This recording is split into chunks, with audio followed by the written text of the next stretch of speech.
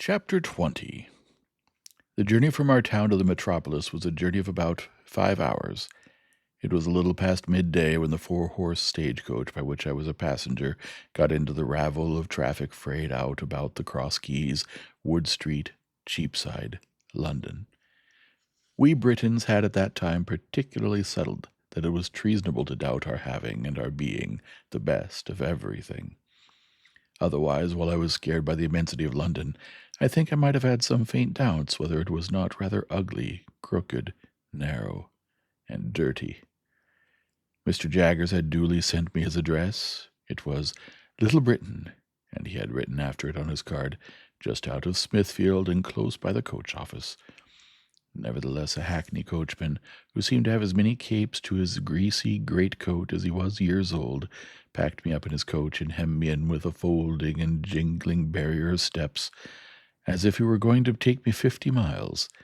His getting on his box, which I remember to have been decorated with an old weather-stained pea-green hammercloth moth-eaten into rags, was quite a work of time. It was a wonderful equipage, with 6 great coronets outside and ragged things behind, for I don't know how many footmen to hold on by, and a harrow below them to prevent amateur footmen from yielding to the temptation. I had scarcely had time to enjoy the coach, and to think how like a straw-yard it was, and yet how like a rag-shop, and to wonder why the horses' nose-bags were kept inside, when I observed the coachman beginning to get down, as if we were going to stop presently.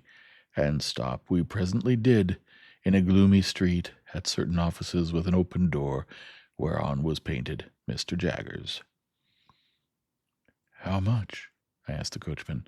The coachman answered, "A shilling, unless you wish to make it more." I naturally said I had no wish to make it more. "Then it must be a shilling," observed the coachman. "I don't want to get into trouble. I know him." He darkly closed an eye at Mr. Jagger's name and shook his head. When he had got his shilling, and had in course of time completed the ascent to his box, and had got away, which appeared to relieve his mind, I went into the front office with my little portmanteau in hand, and asked, was Mr. Jaggers at home? "He is not," returned the clerk. "He is in court at present. Am I addressing Mr. Pip?" I signified that he was addressing Mr. Pip. "Mr. Jaggers left word. Would you wait in his room? He couldn't say how long he might be, having a case on, but it stands to reason, his time being valuable, that he won't be longer than he can help." With those words the clerk opened a door and ushered me into an inner chamber at the back. Here we found a gentleman with one eye, in a velveteen suit and knee breeches, who wiped his nose with his sleeve on being interrupted in the perusal of the newspaper. "Go and wait outside, Mike," said the clerk. I began to say that I hoped I was not interrupting, when the clerk shoved this gentleman out with as little ceremony as I ever saw used, and tossing his fur cap out after him, left me alone. Mr. Jagger's room was lighted by a skylight only, and was a most dismal place, the skylight eccentrically pitched like a broken head, and the distorted adjoining houses looking as if they had twisted themselves to peep down at me through it.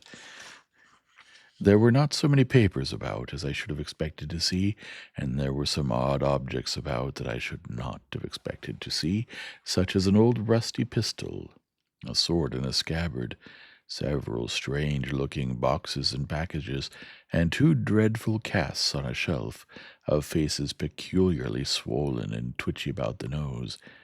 Mr. Jagger's own high-backed chair was of deadly black horsehair, with rows of brass nails round it like a coffin, and I fancied I could see how he leaned back in it, and bit his forefinger at the clients.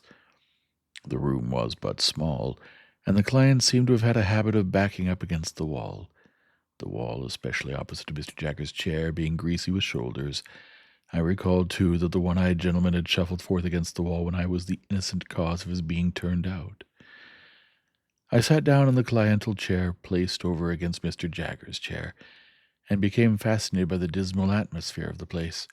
I called to mind that the clerk had the same air of knowing something to everybody else's disadvantage as his master had. I wondered how many other clerks there were upstairs, and whether they all claimed to have the same detrimental mastery of their fellow creatures. I wondered what was the history of all the odd litter about the room, and how it came there. I wondered whether the 2 swollen faces were of Mr. Jagger's family, and If he were so unfortunate as to have had a pair of such ill-looking relations, why he stuck them on that dusty perch for the blacks and flies to settle on.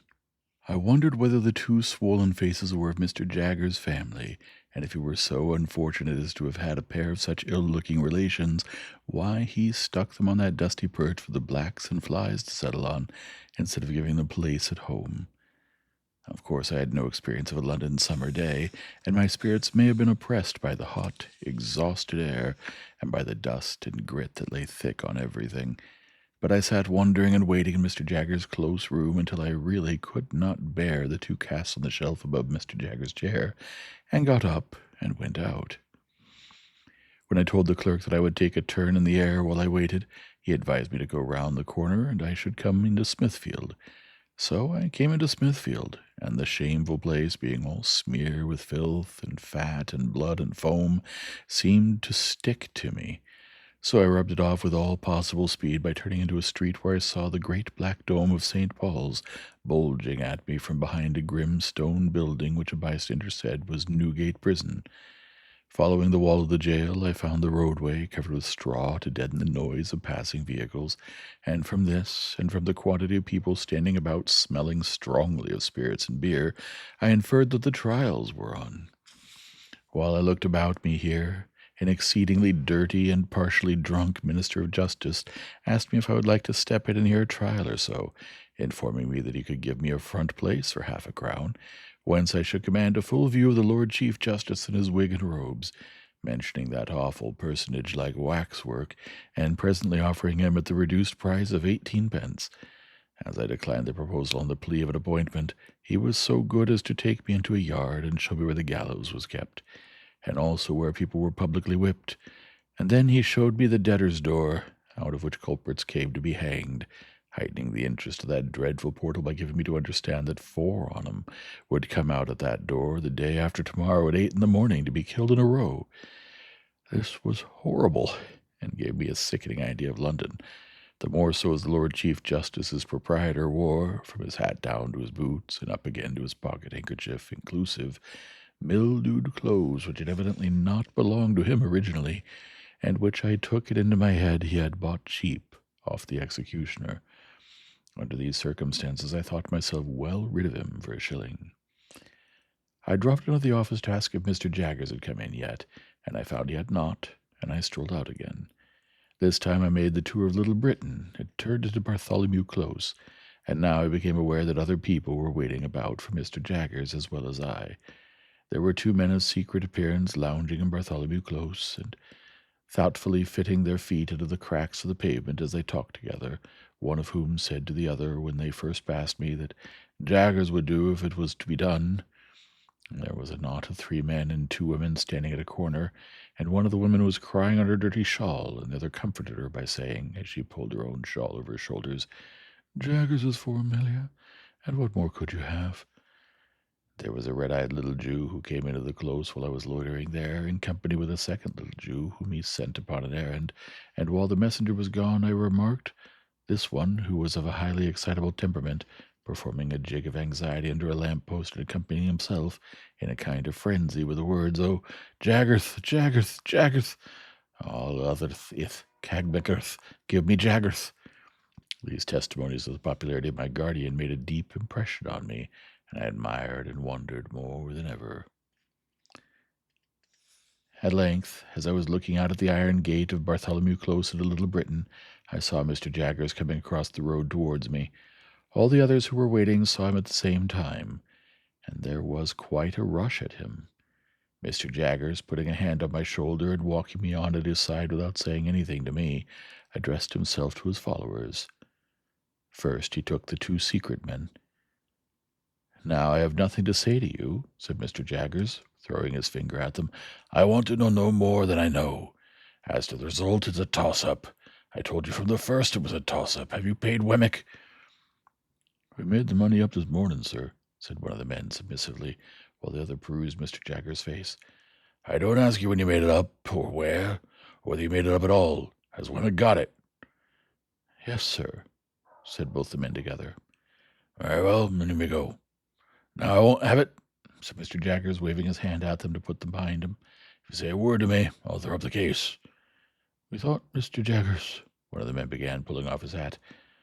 That's what I told you not to do, said Mr. Jaggers. You thought. I think for you. That's enough for you. If I want you, I know where to find you. I don't want you to find me. I won't have it. I want your word.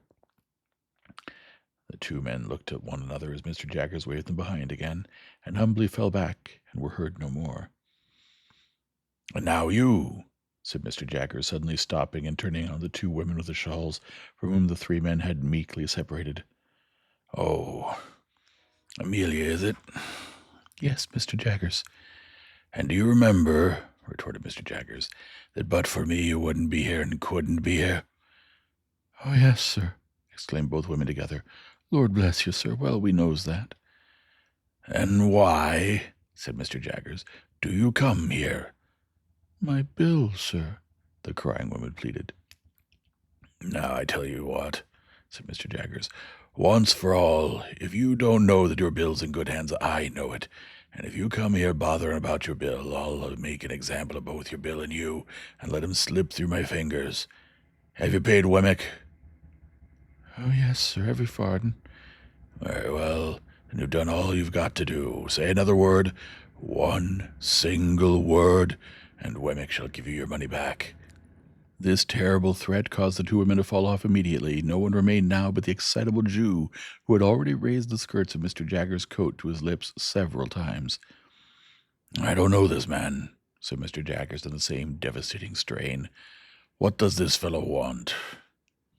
My dear Mr. Jaggers, who's he? Said Mr. Jaggers. Let go of my coat. The suitor, kissing the hem of the garment again before relinquishing it, replied, Abraham Lazarus, on suspicion of place. You're too late, said Mr. Jaggers. I'm over the way. Holy Father of Mistress Jaggers, cried my excitable acquaintance, turning white. Don't say you're again Abraham Lazarus. I am, said Mr. Jaggers, and there's an end of it. Get out of the way. Mr. Jaggers, have a moment. My own curson's gone to Mr. Wemmick at his present minute to offer to my service. Mr. Jaggers, have a coat for a moment, if you'd have the condescension to be brought off from that other side, at highly superior price. Money's opposite. Mr. Jaggers, Mr. My guardian threw his supplicant off with supreme indifference, and left him dancing on the pavement as if it were red hot. Without further interruption, we reached the front office, where we found the clerk and the man in velveteen with the fur cap.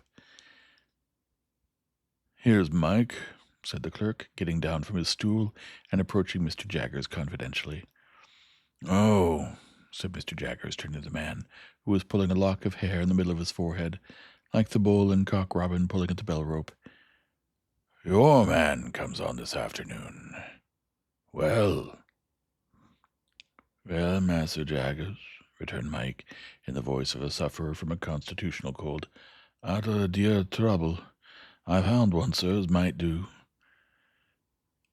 What is he prepared to swear? Well, Master Jaggers, said Mike, wiping his nose on his fur cap this time, in a general way, anything. Mr. Jaggers suddenly became most irate. Now, I warned you before, said he, throwing his forefinger at the terrified client, that if you ever presumed to talk in that way here, I'd make an example of you. You infernal scoundrel, how dare you tell me that? The client looked scared, but bewildered too, as if he were unconscious what he had done. Spoony, said the clerk in a low voice, giving him a stir with his elbow. Soft head, need you say it face to face? Now I ask you, you blundering booby, said my guardian very sternly, once more and for the last time, what the man you brought here is prepared to swear. Mike looked hard at my guardian, as if he were trying to learn a lesson from his face, and slowly replied, Either to character, or to having been in his company and never left him all the night in question. Now be careful. In what station of life is this man? Mike looked at his cap, and looked at the floor, and looked at the ceiling, and looked at the clerk, and even looked at me before beginning to reply in a nervous manner. "We've dressed him up like," when my guardian blustered out. "What? You will you?" "Spoony," added the clerk again with another stir. After some helpless casting about, Mike brightened and began again. "He is dressed like a spectable buyman, a sort of a pastry cook." "Is he here?"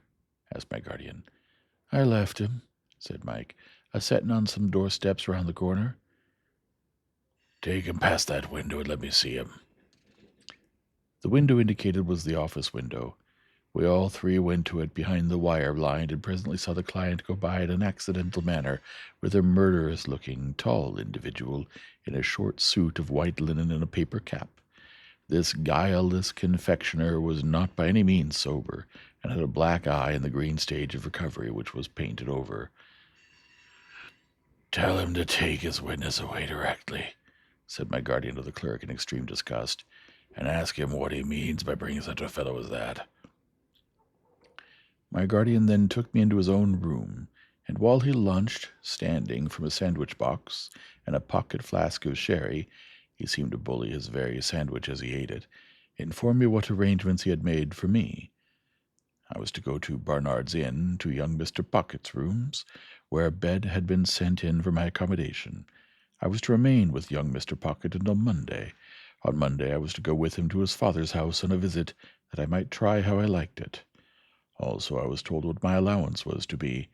It was a very liberal one, and had handed to me from one of my guardian's drawers the cards of certain tradesmen with whom I was to deal for all kinds of clothes, and such other things as I could in reason want. "You will find your credit good, Mr. Pip," said my guardian, whose flask of sherry smelt like a whole caskful as he hastily refreshed himself. "But I shall by this means be able to check your bills, and to pull you up if I find you outrunning the constable. Of course you'll go wrong somehow, but that's no fault of mine." After I had pondered a little over this encouraging sentiment, I asked Mr. Jaggers if I could send for a coach.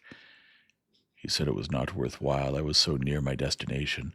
Wemmick should walk round with me if I pleased. I then found that Wemmick was the clerk in the next room. Another clerk was rung down from upstairs to take his place while he was out, and I accompanied him into the street after shaking hands with my guardian.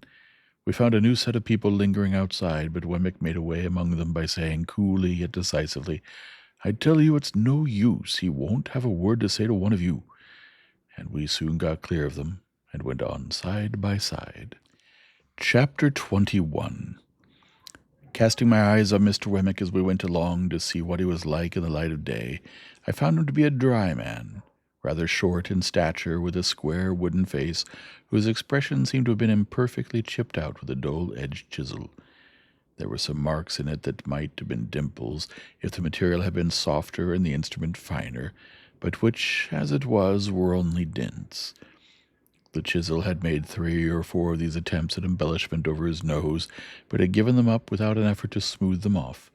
I judged him to be a bachelor from the frayed condition of his linen, and he appeared to have sustained a good many bereavements, for he wore at least 4 mourning rings, besides a brooch representing a lady and a weeping willow at a tomb with an urn on it. I noticed, too, that several rings and seals hung at his watch-chain, as if it were quite laden with remembrances of departed friends. He had glittering eyes, small, keen, and black, and thin, wide, mottled lips. He had had them, to the best of my belief, from 40 to 50 years. "So you were never in London before?" said Mr. Wemmick to me. "No," said I. "I was new here once," said Mr. Wemmick. "Rum to think of now." "You are well acquainted with it now?" "Why, yes," said Mr. Wemmick. "I know the moves of it." "Is it a very wicked place?" I asked, more for the sake of saying something than for information. "You may get cheated, robbed, and murdered in London, but there are plenty of people anywhere who would do that to you." "If there's bad blood between you and them," said I, to soften it off a little. "Oh, I don't know about bad blood," returned Mr. Wemmick. "There's not much bad blood about. They'll do it if there's anything to be got by it." "That makes it worse."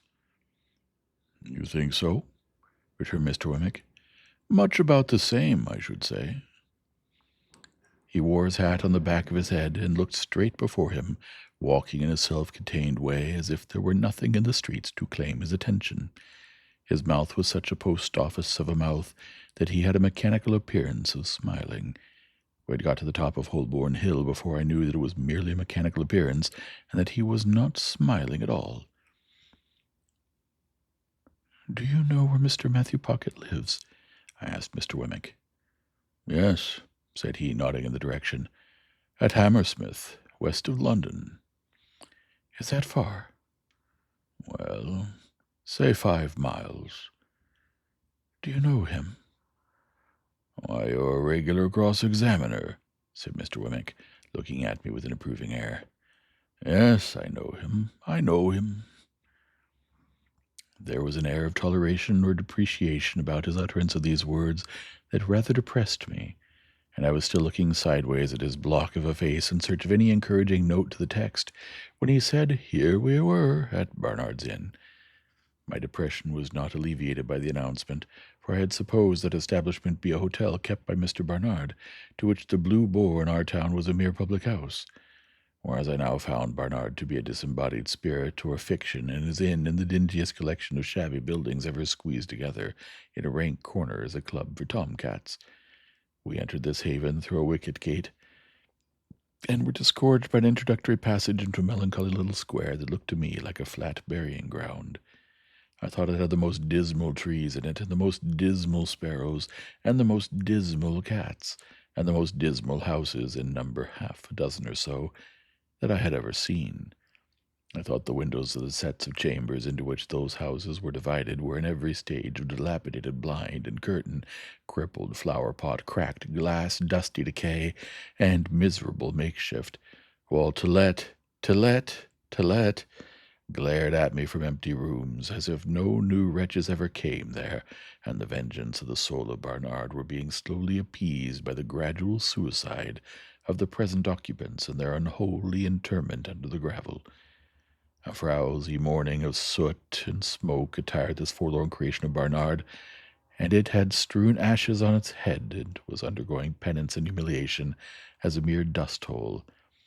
Thus far my sense of sight, while dry rot and wet rot, and all the silent rots that rot in neglected roof and cellar, rot of rat and mouse and bug and coaching stables near at hand beside me, addressed themselves faintly to my sense of smell, and moaned, "Try Barnard's mixture." So imperfect was this realization of the first of my great expectations that I looked in dismay at Mr. Wemmick. "Ah," said he, mistaking me, "the retirement reminds you of the country. So it does me." He led me into a corner and conducted me up a flight of stairs which appeared to me to be slowly collapsing into sawdust, so that one of those days the upper lodgers would look down out the doors and find themselves without the means of coming down to a set of chambers on the top floor. "Mr. Pocket, Jun," was painted on the door, and there was a label in the letter-box, "Return shortly." "He hardly thought you'd come so soon," Mr. Wemmick explained. "You don't want me any more?" "No, thank you," said I. "As I keep the cash," Mr. Wemmick observed, "we shall most likely meet pretty often. Good day." "Good day." I put out my hand, and Mr. Wemmick at first looked as if he thought I wanted something. Then he looked at me and said, correcting himself, "To be sure, yes, you're in the habit of shaking hands." I was rather confused, thinking it must be out of the London fashion, but said yes. "I've got so out of it," said Mr. Wemmick, "except at last. Very glad, I'm sure, to make your acquaintance. Good day." When we had shaken hands and he was gone, I opened the staircase window and had nearly beheaded myself, for the lines had rotted away and it came down like the guillotine. Happily it was so quick that I had not put my head out. After this escape, I was content to take a foggy view of the inn through the windows encrusting dirt, and to stand dolefully looking out, saying to myself that London was decidedly overrated. Mr. Pocket, Junior's, idea of shortly was not mine, for I had nearly maddened myself with looking out for half an hour, and had written my name with my finger several times in the dirt of every pane in the window, before I heard footsteps on the stairs. Gradually there arose before me the hat, head, neckcloth, waistcoat, trousers, boots of a member of society of about my own standing.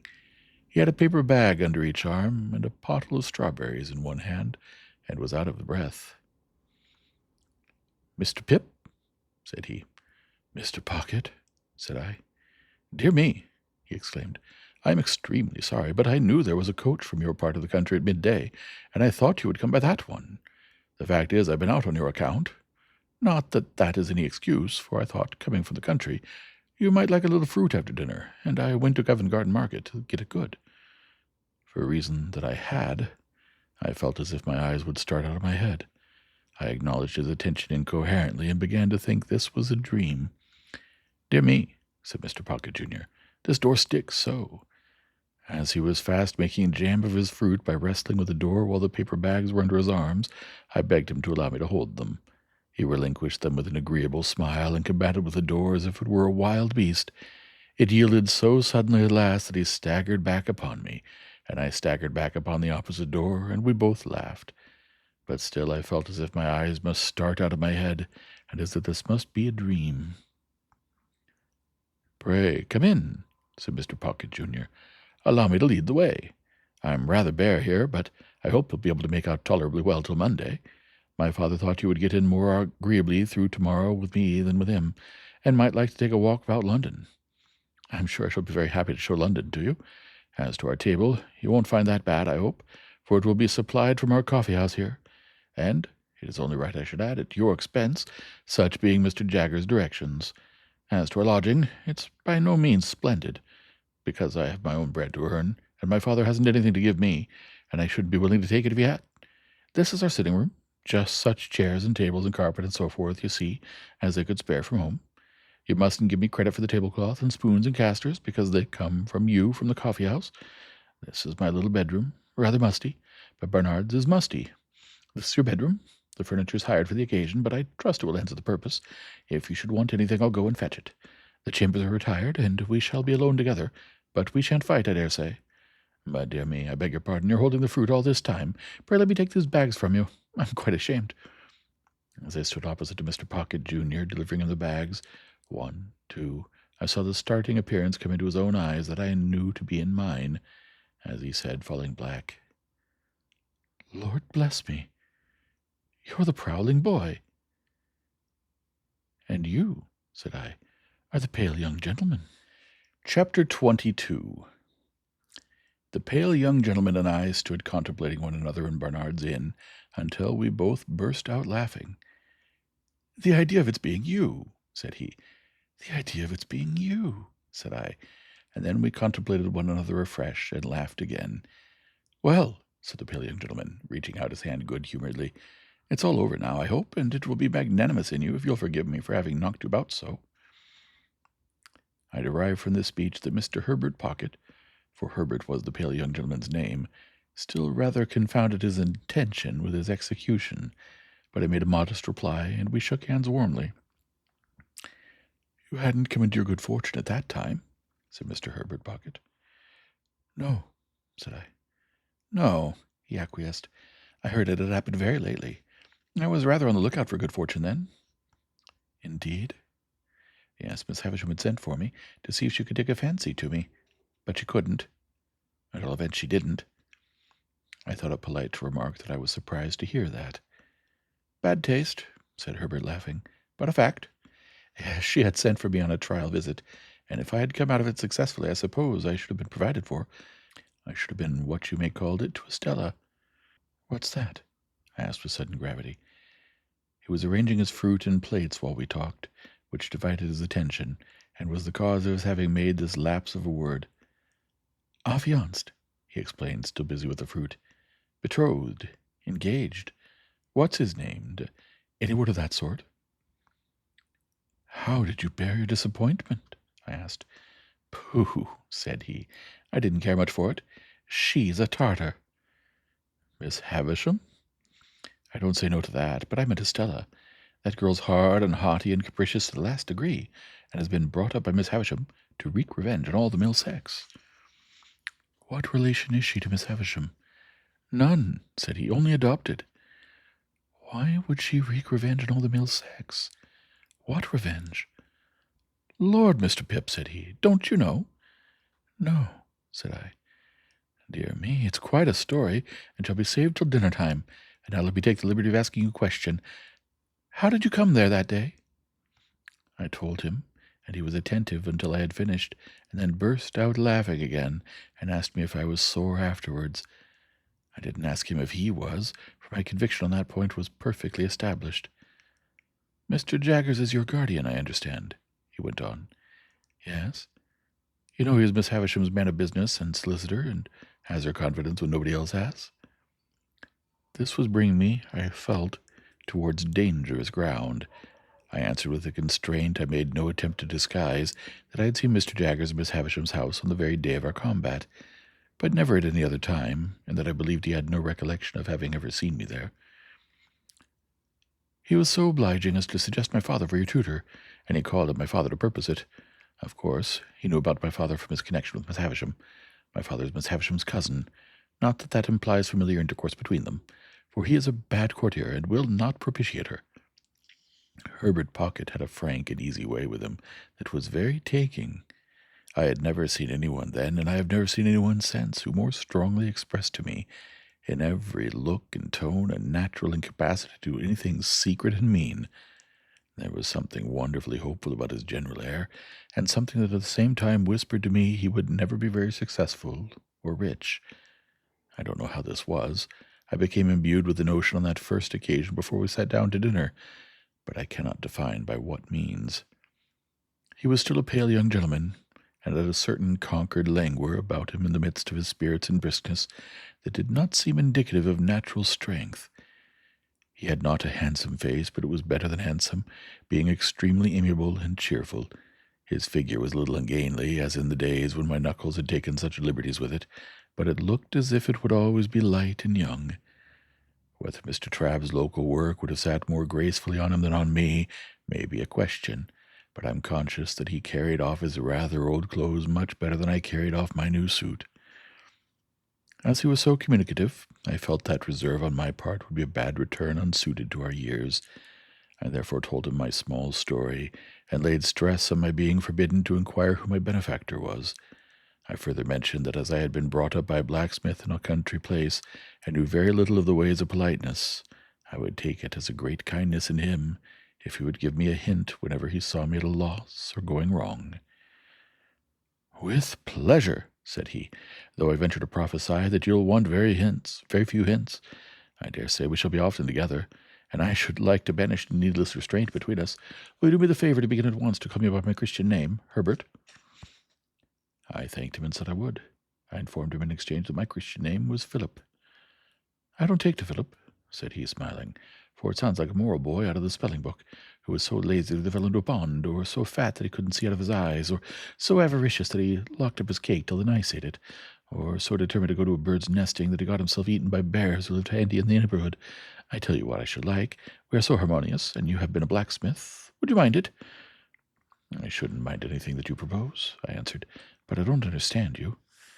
Would you mind Handel for a familiar name?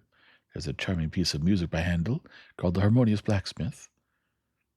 I should like it very much.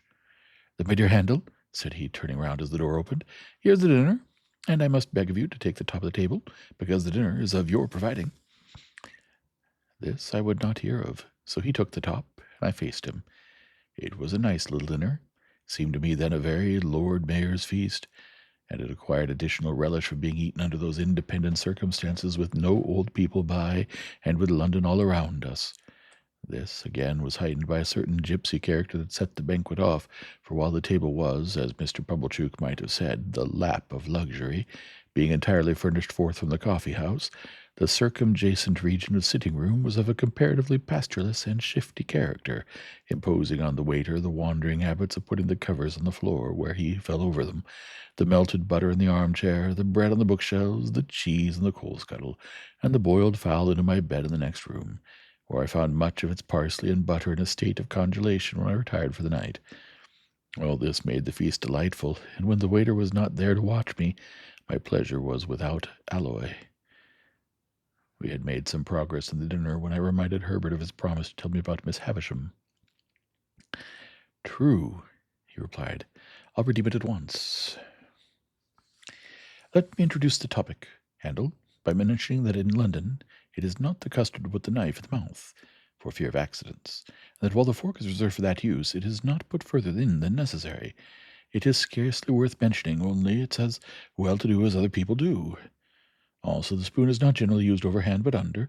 This has two advantages. You get at your mouth better, which, after all, is the object, and you have a good deal of the attitude of opening oysters on the part of the right elbow. He offered these friendly suggestions in such a lively way that we both laughed, and I scarcely blushed. Now, he pursued, concerning Miss Havisham. Miss Havisham, you must know, was a spoilt child. Her mother died when she was a baby, and her father denied her nothing. Her father was a country gentleman down in your part of the world, and he was a brewer. I don't know why it should be a cracked thing to be a brewer, but it is indisputable that while you cannot possibly be genteel and bake, you may be as genteel as never was and brew. You see it every day. Yet a gentleman may not keep a public house, may he? Said I. Not on any account, returned Herbert, but a public house may keep a gentleman. Well, Mr. Havisham was very rich and very proud. So was his daughter. Miss Havisham was an only child? I hazarded. Stop a moment, I'm coming to that. No, she was not an only child. She had a half-brother. Her father privately married again. His cook, I rather think. I thought he was proud, said I. My good Handel, so he was. He married his second wife privately because he was proud, and in course of time she died. When she was dead, I apprehend he first told his daughter what he had done, and then the son became a part of the family, residing in the house you are acquainted with. As the son grew a young man, he turned extravagant, undutiful, altogether bad. At last his father disinherited him, but he softened when he was dying, and left him well off, though not nearly so well off as Miss Havisham. Take another glass of wine, and excuse my mentioning that society as a body does not expect one to be so strictly conscientious in emptying one's glass as to turn it bottom down upwards with the rim on one's nose. I had been doing this in an excess of attention to his recital. I thanked him and apologized. He said, Not at all, and resumed. Miss Havisham was now an heiress, and you may suppose was looked after as a great match. Her half-brother had now ample means again, but what with debts and what with new madness wasted them most fearfully again. There were stronger differences between him and her than there had been between him and his father, and it is suspected that he cherished a deep and mortal grudge against her as having influenced the father's anger. Now I come to the cruel part of the story, merely breaking off, my dear Handel, to remark that a dinner napkin will not go into a tumbler. Why I was trying to pack mine into my tumbler, I am wholly unable to say. I only know that I found myself with a perseverance worthy of a much better cause, making the most strenuous exertions to compress it within those limits. Again I thanked him and apologized, and again he said in the cheerfulest manner, Not at all, I'm sure, and resumed. There appeared on the scene, say at the races or the public balls, or anywhere else you like, a certain man who made love to Miss Havisham. I never saw him, for this happened 25 years ago, before you and I were, Handel, but I've heard my father mention that he was a showy man, and the kind of man for any purpose, but that he was not to be, without ignorance or prejudice, mistaken for a gentleman. My father most strongly asseverates, because it is a principle of his that no man who was not a true gentleman at heart ever was, since the world began, a true gentleman in manner. He says, no varnish can hide the grain of the wood, and that the more varnish you put on, the more grain will express itself. Well, this man pursued Miss Havisham closely, and professed to be devoted to her. I believe she had not shown much susceptibility up to that time, but all the susceptibility she possessed certainly came out then, and she passionately loved him. There is no doubt that she perfectly idolized him. He practiced on her affection in that systematic way that he got great sums of money from her, and he induced her to buy her brother out of a share of the brewery, which had been weakly left him by his father, at an immense price, on the plea that when he was her husband, he must hold and manage it all. Your guardian was not at that time in Miss Havisham's counsels, and she was too haughty and too much in love to be advised by anyone. Her relations were poor and scheming, with the exception of my father. He was poor enough, but not time-serving nor jealous. The only dependent one among them, he warned her that she was doing too much for this man, and was placing herself too unreservedly in his power. She took the first opportunity of angrily ordering my father out of the house in his presence, and my father has never seen her since. I thought of her having said, Matthew will come and see me at last when I'm laid dead upon that table, and asked Herbert whether his father was so inveterate against her. It's not that, said he, but she charged him in the presence of her intended husband with being disappointed in the hope of fawning upon her for his own advancement, and if he were to go to her now, it would look true, even to him, and even to her. To return to the man and make an end of him. The marriage day was fixed, the wedding dresses were bought, the wedding tour was planned out, the wedding guests were invited. The day came, but not the bridegroom. He wrote her a letter, which she received, I stuck in, when she was dressing for her marriage. 20 minutes to 9. At the hour and minute, said Herbert, nodding, at which she afterwards stopped all the clocks. What was in it, further than that it most heartlessly broke the marriage off, I can't tell you, because I don't know. When she recovered from a bad illness that she had, she laid the whole place waste, as you've seen it, and she's never since looked upon the light of day. Is that all the story? I asked, after considering it. All I know of it, and indeed I only know so much, through piecing it out for myself, for my father always avoids it. And even when Miss Havisham invited me to go there, told me no more of it than what was absolutely requisite I should understand. But I have forgotten one thing. It has been supposed that the man to whom she gave her misplaced confidence acted throughout in concert with her half-brother, that it was a conspiracy between them, and that they shared the profits. I wonder he didn't marry her and get all the property, said I. He may have been married already, and her cruel mortification may have been a part of her half-brother's scheme, said Herbert. Mind, I don't know that. What became of the two men? I asked, after again considering the subject. They fell into deeper shame and degradation, if there can be deeper, and ruin. Are they alive now? I don't know.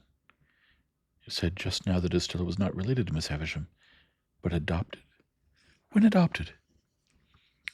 Herbert shrugged his shoulders. There's always been an Estella, since I've heard of a Miss Havisham. I know no more. And now, Handel, said he, finally throwing off the story as it were, there is a perfectly open understanding between us.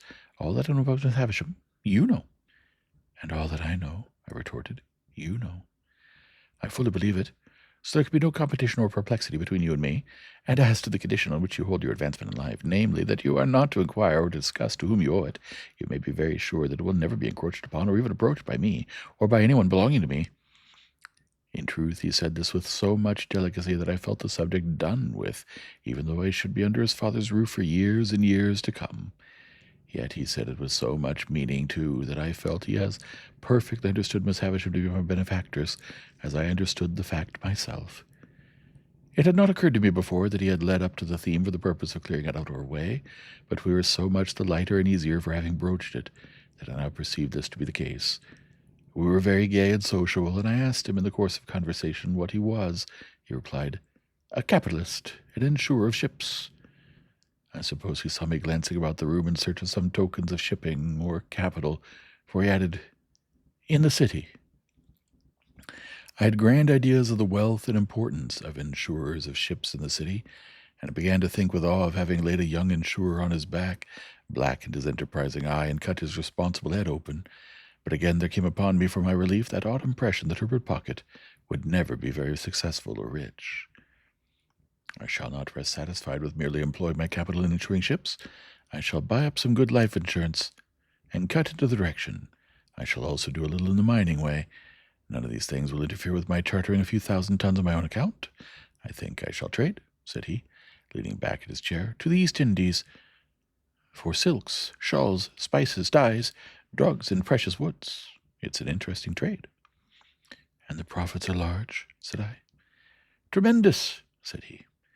I wavered again and began to think that here were greater expectations than my own. I think I shall trade also, said he, putting his thumbs in his waistcoat pockets, to the West Indies for sugar, tobacco, and rum, also to Ceylon, specially for elephants' tusks. You will want a good many ships, said I. A perfect fleet, said he. Quite overpowered by the magnificence of these transactions, I asked him where the ships he insured mostly traded to at present. I haven't begun insuring yet, he replied. I'm looking about me. Somehow that pursuit seemed more in keeping with Bernard's Inn. I said in a tone of conviction, Ah! Yes, I'm in a counting-house, and looking about me. Is a counting-house profitable? Do you mean to the young fellow who's in it? He asked in reply. Yes, to you. Why, no, not to me. He said this with the air of one carefully reckoning up and striking a balance. Not directly profitable. That is, it doesn't pay me anything, and I have to keep myself. This certainly had not a profitable appearance, and I shook my head as if I would imply that it would be difficult to lay by much accumulative capital from such a source of income. But the thing is, said Herbert Pocket, that you look about you. That's the grand thing. You're in a counting house, you know, and you look about you. It struck me as a singular implication that you wouldn't be out of a counting house, you know, and look about you. But I silently deferred to his experience. Then the time comes, said Herbert, when you see your opening, and you go in, and you swoop upon it, and you make your capital, and then there you are.